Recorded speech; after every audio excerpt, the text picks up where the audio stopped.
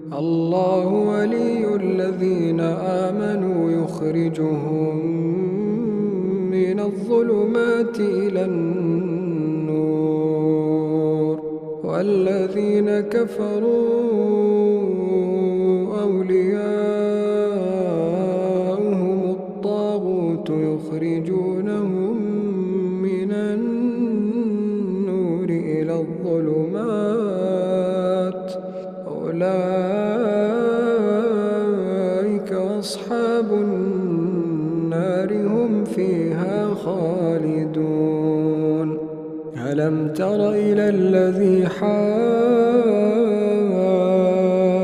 إبراهيم في ربه